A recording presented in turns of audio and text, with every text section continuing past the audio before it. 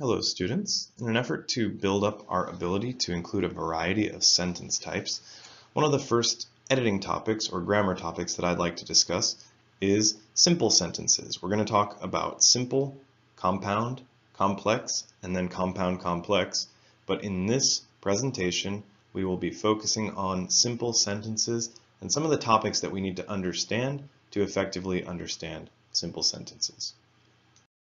The first concept that you need to understand as we're looking at simple sentences is the concept of subjects. So every sentence needs to have a subject, and a subject basically has two options. It can either be a noun or a pronoun. So the subject is the doer of the action in the verb or in the sentence, or it is the person, place, or thing that is being described in some way. So a noun is a person, place, or thing. Nouns are singular or plural. And nouns are proper or common, and whether they're proper or common determines whether they are capitalized or not. Now, pronouns can also be used as subjects. There are personal pronouns as subjects, subject pronouns, I, you, he, she, it, we, and they. There are other personal pronouns, such as him, her, us, them, but those cannot be used as subjects. There are some other pronouns, however, that can be used as subject, such as another, the other, one. So those are other possibilities. There are some more beyond that as well. Now, prepositional phrases. A prepositional phrase can appear at the beginning of a sentence. They can appear elsewhere in the sentence. They can even appear after the subject, after the verb, after the object of the verb. They're very flexible. They do not influence whether a sentence is simple.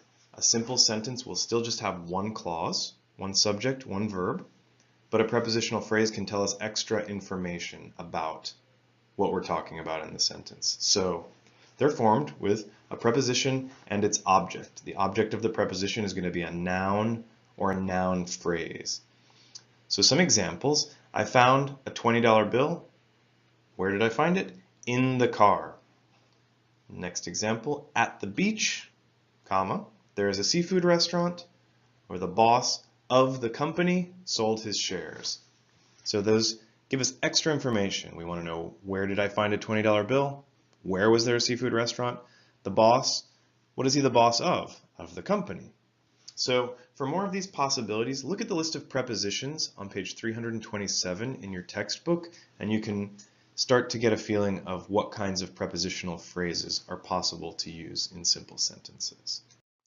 Now, every simple sentence must have a subject. It also must have a verb. So you can have action verbs, which show an action or something that someone does. If we look at the picture, the young aviator put on her wings and flew away. Both of those are actions. Linking verbs describe or rename the subject instead of showing an action. So the young girl is an aspiring aviator. Is, in this case, is a linking verb. It is describing her or describing what she is in another way. She looks cool in her flight suit. Looks, in this case, describes her appearance. She's not doing an action of looking in this case. She appears in a certain way. So it's a linking verb.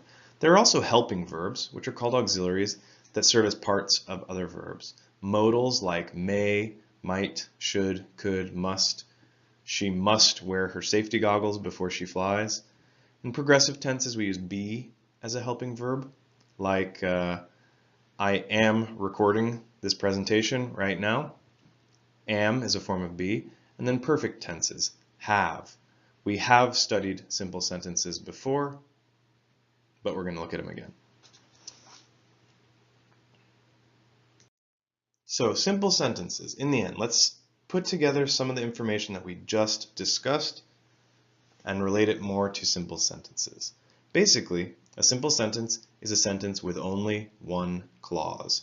One subject or one pair of subjects or one group of subjects. It doesn't matter how many subjects, as long as all the subjects are grouped together and all the verbs are also grouped together. So there could be one verb, there could be several, there could be multiple, but the verbs, there's one subject-verb pair, no matter how many subjects and or verbs there may be.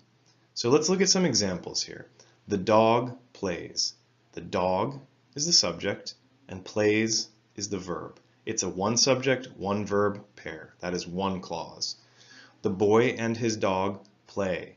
We have two subjects. The boy and his dog are both parts of the compound subject there. Still one clause because the two subjects play. The boy and his dog play and go to sleep. You have two subjects and two verbs, but it's just one pair because both subjects are doing both actions. The boy and his dog play and go. Where do they go? To sleep. So, to get a little bit more out of this, look at the textbook practices listed here, 17-2, 17-3, and 17-4 on the corresponding pages. And before you listen to the next lecture, we'll discuss the answers for these.